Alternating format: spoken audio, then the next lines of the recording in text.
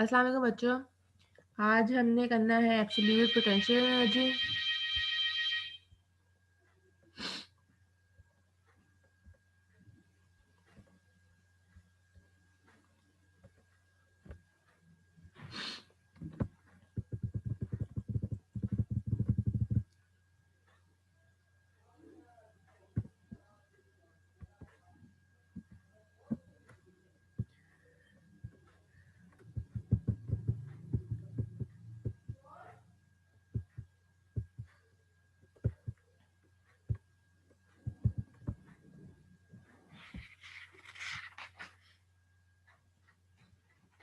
Last हमने work energy principal किया था, आज हमने करना है एब्सोल्यूट पोटेंशियल एनर्जी। और शुरू करते हैं। फिर एब्सोल्यूट पोटेंशियल एनर्जी हमारे पास क्या होती है, किसी भी सर्टेन पोजीशन के ऊपर उसके ऊपर ग्रेविटेशनल फोर्स जब हम किसी की बॉडी को डिस्प्लेस करते हैं तो उसके ऊपर कोई ना कोई ग्रेविटेशनल फोर्स एक्ट करती है। तो उस पोजीशन जहाँ से लेके हम जहाँ तक इसको मतलब जैसे फॉर एग्जांपल हम उसकी कोई भी बॉडी हमारे पास जैसे बॉल है, वो रेस्ट पोजीशन पर है, हम उसको एक पॉइंट से दूसरे पॉइंट तक लेके जाते हैं तो उसके ऊपर कोई ना कोई ग्रेविटेशनल फोर्स एक्ट करती है। तो उसके जितनी एनर्जी उसको हम लगा उसके ऊपर हम लगा रहे होते हैं उस पोजीशन से मतलब फर्स्ट पोजीशन से सेकंड पोजीशन तक लेके जाने में, वो उसको हम कहते हैं gravitation potential energy, sorry absolute potential energy.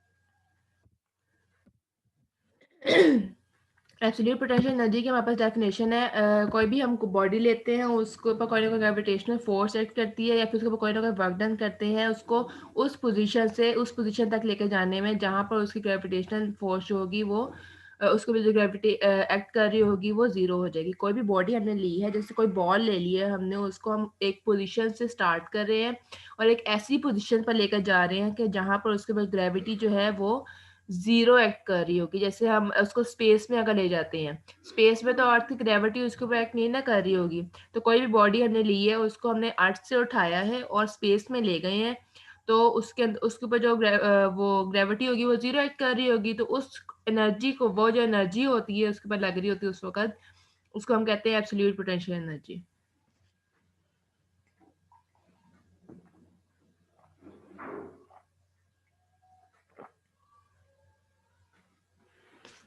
आगे इसकी कैलकुलेशन है।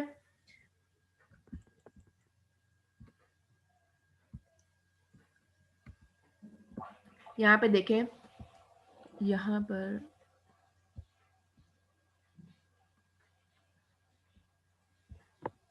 ये देखिए, यहाँ पे उन्होंने कोई भी बॉडी ली है, यहाँ से उन्होंने कोई भी बॉडी स्टार्ट की है और यहाँ से वो इन्फिनिटी ये अर्थ से बाहर ले गए हैं, अर्थ से बाहर ले गए हैं उस बॉडी को। पहले इस डिस्टेंस तक लेके गए, उसके बाद इस डिस्टेंस तक लेके गए, ठीक है। ये R1 डिस्टेंस हो गया, ये R2 डिस्टेंस हो गया। उन दोनों के दरमियान जो डिफरेंस है R1 और R2 में, वो डेल R है, ठीक है। अब हमने फाइंड करना है कि उसके बाद कितनी एब्सोल्यूट पोटेंशियल एनर्जी लग रही है।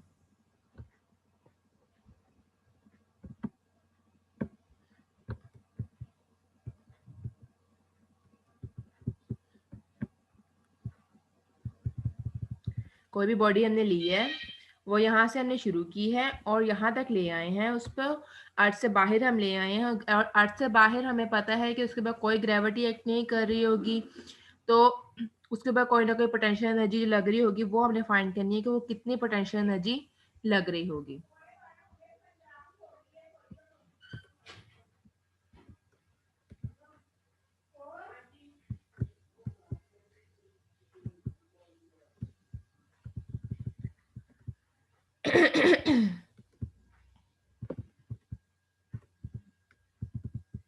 ये कुछ नोट्स हैं, इसके अंदर काफ़ी अच्छी एक्सप्लेनेशन उसकी दी हुई है, यहाँ से मैं आपको पढ़ाऊंगी आज।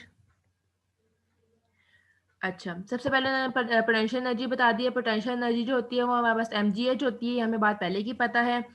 जब कोई भी बॉडी किसी चीज़ पर कहीं भी रेस्ट पोजीशन में होती है या फिर किसी भी पोजीशन की वजह से जिसके ऊपर एनर्जी हमने फाइंड करनी होती है, उसको हम कहते हैं पोटेंशियल एनर्जी। तो वो हर बॉडी के अंदर होती ही होती है जब वो रेस्ट पर होती है, ठीक है। उसके बाद अब हम कह रहे हैं कि जो पोटेंशियल एनर्जी है वो mgh है। Is the only true is true only near the surface of earth। अब वो कह रहे हैं कि जब वो surface of earth पर होगी तभी पोटेंशियल एनर्जी लगेगी, क्योंकि हम पता है कि अगर surface of earth पर होगी तभी उसके बाद ग्रेविटेशनल फोर्स लगेगी। लेकिन अगर अर्थ से बाहर चली जाएगी तो सीधी सी बात है, जो जी की वैल्यू है जीरो हो जाएगी, और जी की वैल्यू जीरो हो जाएगी, इसका मतलब यही है कि पोटेंशियल एनर्जी भी जीरो हो जाएगी, ठीक है।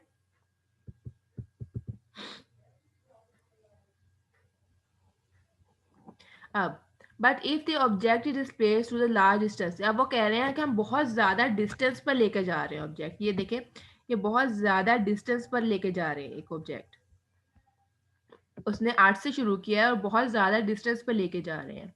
then gravitational force will not remain constant since it varies inversely to the square of the distance। अब हमें पता है जो ग्रेविटेशनल फोर्स होती है उसका फॉर्मूला होता है Gmm divided by R square, Gmm divided by R square होता है।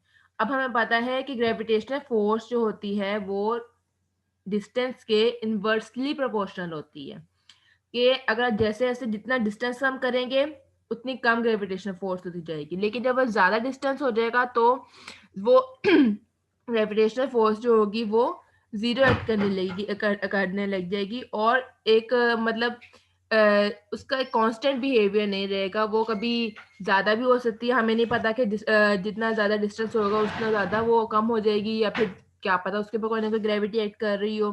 तो उसको फाइंड करने के लिए, इसका डिफिकल्टी को ओवरकम करने के लिए we divide the whole distance into small step.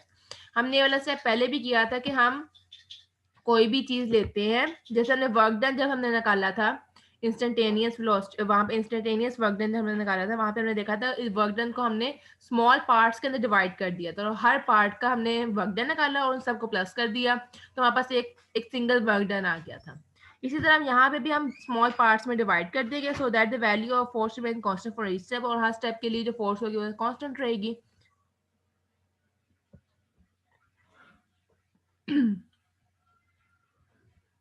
उसके बाद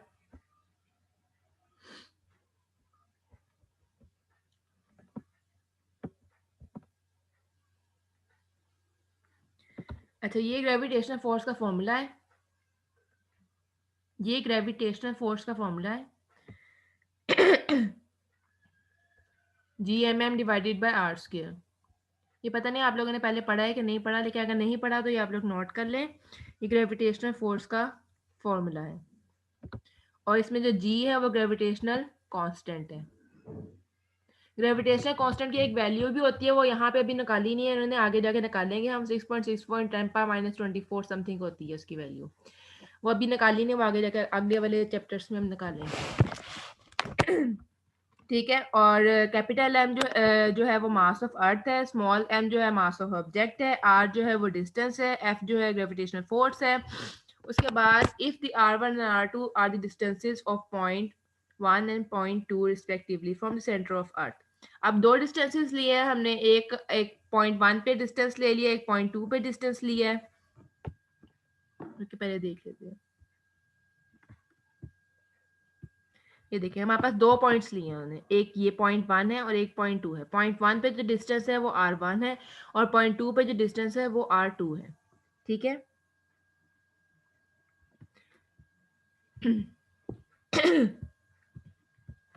The distance between the center first step and the center of earth will be। अब दोनों का मीन निकालने के लिए सीधी सी बात है, दोनों को प्लस कर देंगे और 2 पे डिवाइड कर देंगे, तो हमारे पास जो होगा वो उसका मीन निकल आएगा कि मीन डिस्टेंस कितना है उसका सेंटर ऑफ अर्थ से। दोनों का अगर हमने मीन लेना, दोनों का अगर हमने मीन निकालना हो तो सीधी सी बात है, दोनों को प्लस करेंगे और 2 पे डिवाइड कर देंगे तो हमारे पास मीन निकल आएगा। यहाँ पे मीन ले लिया है और डेल आर हमने क्या कहा था, डेल आर जो था वो दोनों के बीच में डिस्टेंस था।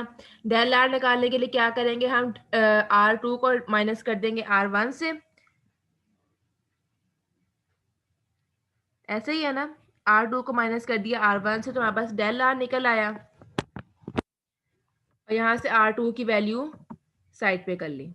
R2 की वैल्यू इस वाले में पुट कर दी, इस वाले फॉर्मूले में, तो हमारे पास 2R1 और यहाँ पे R की वैल्यू निकल आई।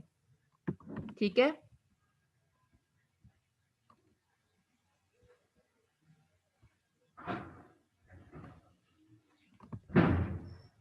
अब दोनों साइड पे स्केल ले लिया उन्होंने। स्केयर इसलिए लिया है क्योंकि हमने ऊपर वाला फॉर्मूला हमने देखा कि GMM divided by R1 R square है, तो आर स्केयर है तो इसलिए हमने यहाँ पे स्केयर ले लिया, क्योंकि हमने आर स्केयर की वैल्यू इस वक्त निकाल रहे हैं और आर स्केयर की वैल्यू हमने ऊपर जाके पुट करनी है।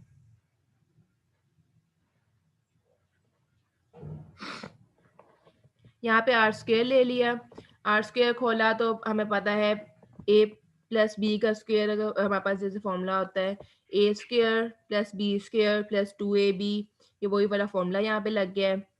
अब यहाँ पे इन्होंने कहा है कि del R square is very much smaller than R1। अब याद करें कि डेल आर हमारे पास क्या था, डेल आर हमारे पास इन दोनों के बीच में डिस्टेंस था।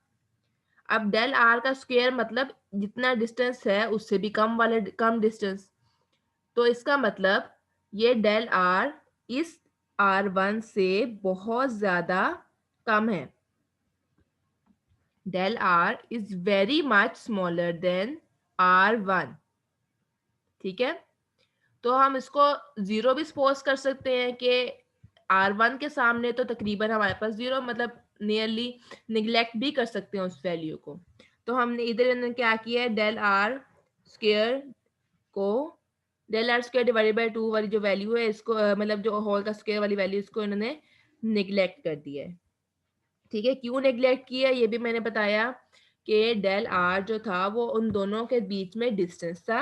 अब डेल आर का स्क्वायर मतलब उससे भी कम डिस्टेंस हो गया है, तो इसका मतलब वो R1 के सामने बहुत ज्यादा कम डिस्टेंस है, मतलब उसको हम निग्लेक्ट कर सकते हैं, तो इन्होंने इसलिए इस टर्म को निग्लेक्ट कर दिया है।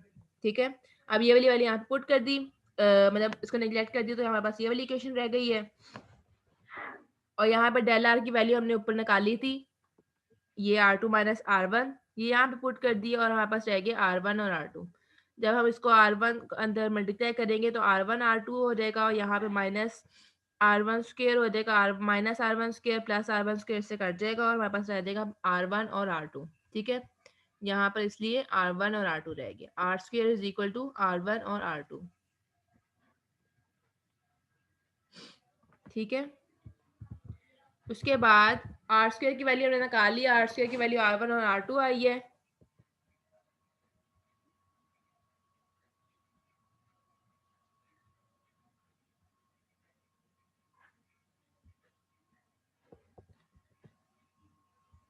हाँ, R1 और R2 आई है, यहाँ पे हमने उस वाले ऊपर वाले फॉर्मूले में ये वाली वैल्यू पुट कर दी है, ठीक है, ठीक है।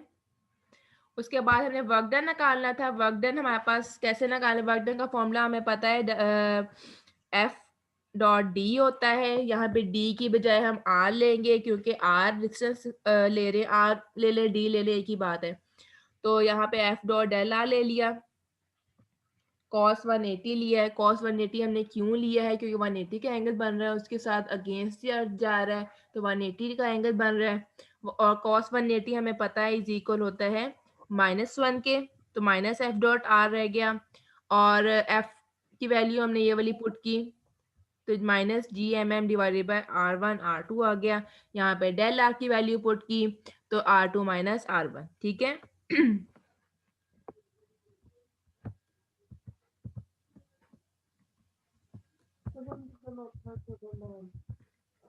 बच्चों समझ आ रही है? कौन सा है?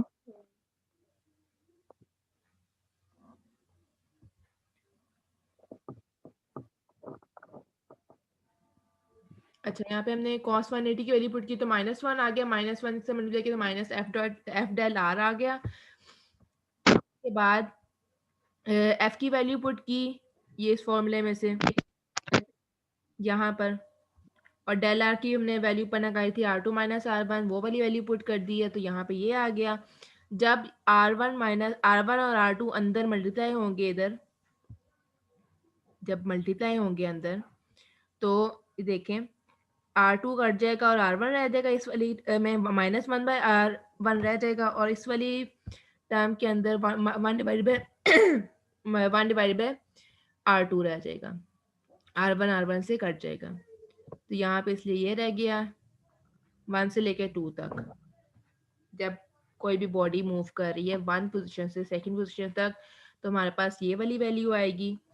इसी तरह अगर सेकंड से लेकर थर्ड तक कर रही है, तो R2 और यहाँ पे R3 आ जाएगी, और इसी तरह सो ऑन, मतलब nth पॉइंट तक लेके जा रहे हैं, n तक लेके जा रहे हैं ना हम उसको, तो n स्टेप तक या यहाँ पर हमने वर्क डन निकाल लिया। n-1 का मतलब ये होगा, मतलब n से पहले वाला एक स्टेप जो होगा वो n-1, इसका मतलब ये है n से पहले वाला एक स्टेप, n-1 इसलिए हमने लिखा यहाँ पे। तो यहाँ पे n-1 आ गया, और nth वैल्यू तक निकाल लिया, तो ये आ गया। सारे वर्क डन की वैल्यू हमने एक जगह प्लस कर ली। हमने ऐसे ही किया था ना, सारे सबको अलग अलग स्टेप्स में पार्ट्स में डिवाइड कर दिया था। अब देखिए वर्क डन हमने निकाला 1 से लेके 2 तक, 2 से लेके 3 तक, 3 से लेके 4 तक, 4 से लेके 5 तक, हाँ अलग अलग स्टेप्स में डिवाइड कर दिया था। अब सारे वर्क डन को हम एक फॉर्मूले के अंदर पुट कर देंगे। टोटल निकालना है ना, क्योंकि हमने वर्क डन 1 से लेके 2 तक, 2 से लेके 3 तक, 3 से लेके 4 तक, so on to n-1 to n, उन सबको इस वैल्यू में इस फॉर्मूले में पुट कर दिया। तो हमारे पास ये वाली वैल्यूज आ गई। ऑब्वियसली जी एम एम हम सब में कॉमन था, और ये वाला ये आ गया। अब ये देखिए इस फॉर्मूले के अंदर देखिए, अगर हम ये वाली खोलेंगे यहाँ से, तो -1 डिवाइडेड बाय R2 और +1 डिवाइडेड बाय R2। इसी तरह यहाँ पे भी -1 डिवाइडेड बाय R3, और इसके आगे हमारे पास 1 डिवाइडेड बाय R3 होगा, +1 डिवाइडेड बाय R3 होगा, तो वो कट जाएंगे ना। यहाँ पे देखें माइनस और ये प्लस वाली टर्म्स कट गई। इसी तरह -1 बाय R3, और अगले वाले पॉइंट के अंदर हमारे पास जरूर +1 बाय R3 होगा, अगर आप पुट करके भी देख लें तो वो भी कट जाएगी। तो इसी तरह हमारे पास रह जाएगा सिर्फ और सिर्फ 1 डिवाइडेड बाय R1, और लास्ट वाला हमारे पास रह जाएगा 1 डिवाइडेड बाय Rn, ठीक है। तो वो हमने यहाँ पे छोड़ दिया। W टोटल हमारे पास आ गया कि हमारे पास 1 से लेकर n तक जब हम किसी बॉडी को मूव करवाएंगे, तो हमारे पास ये टोटल वर्क डन आएगा, ठीक है। अब हम कह रहे हैं कि जो पॉइंट n है वो इनफिनिट डिस्टेंस पर है अर्थ से। जो पॉइंट n है वो इनफिनिट डिस्टेंस पर है वो अर्थ से, तो हम उसको इन्फिनिटी पुट कर सकते हैं, और 1 divided by infinity is equal to 0 होती है। भव्य तुम जन उठा दे।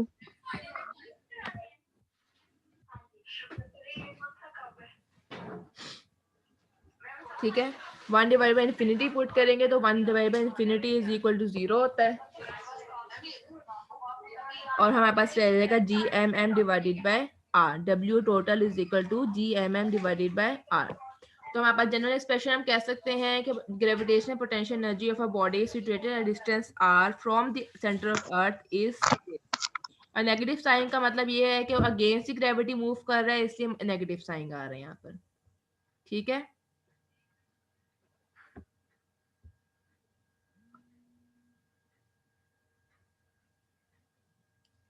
यहाँ तक कोई भी प्रॉब्लम है, कोई बात समझ नहीं आई तो पूछ लें।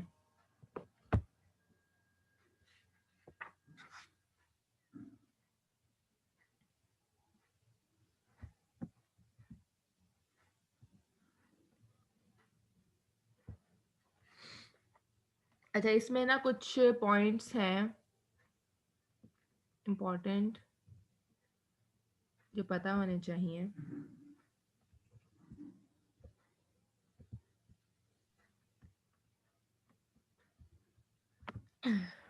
अभी हम जब भाई इमरान का फोन आंदा पे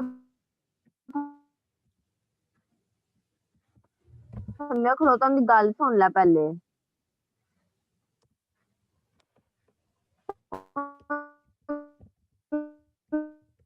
When earth, sorry, when body, जिसका भी माइक चल रहा हो प्लीज म्यूट कर लेगा।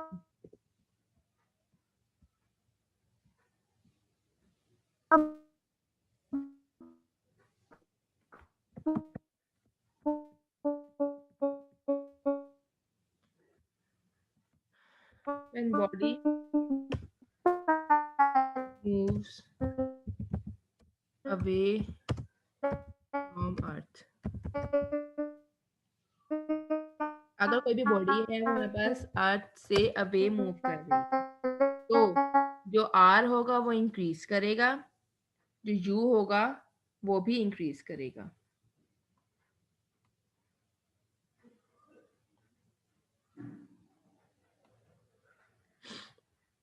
आर जो होगा, आर जो हमारा मतलब डिस्टेंस है,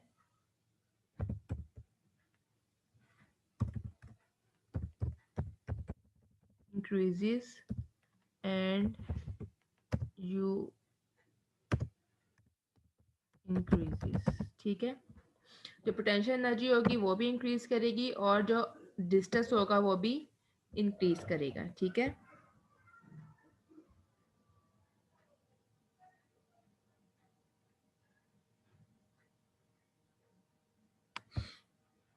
सेकंड पॉइंट, अगर टुवर्ड्स द अर्थ मूव कर रहा है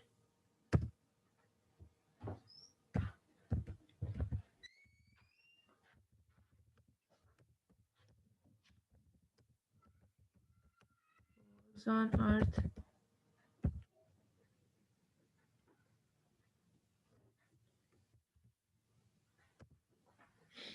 तो आर भी डिक्रीज कर रहा होगा क्योंकि अर्थ की तरफ मूव कर रहा है, तो डिस्टेंस भी डिक्रीज कर रहा होगा।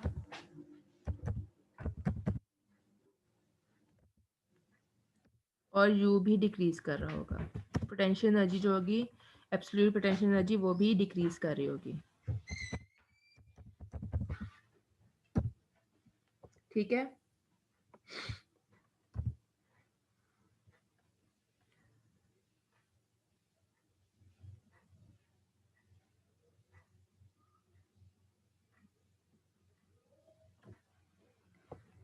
ठीक है, यहाँ तक किसी को कोई बात ना समझ आई हो तो पूछ लें।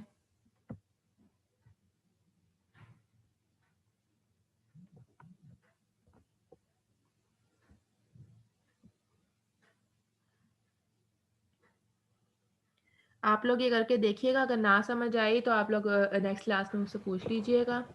आज वाला टॉपिक थोड़ा सा लेंथी था और शायद बच्चों को किसी को कोई कंफ्यूजन रह गई हो, अगर रह गई है कोई बात पूछने वाली, मतलब कोई नई बात समझ आई तो आप नेक्स्ट क्लास में पूछ लीजिएगा या फिर अभी भी पूछ सकते हैं। एक दफ़ा करके देखिए, ना हुआ तो फिर मैं दोबारा करवा दूंगी। जी मिस। ठीक है, चलिए आज के लिए बस इतना ही है। बाकी हम कल करेंगे इंशाल्लाह। सॉरी, कल तो क्लास नहीं है, मंडे को करेंगे। अल्लाह हाफिज़। कि मिस अल्लाह हाफिज।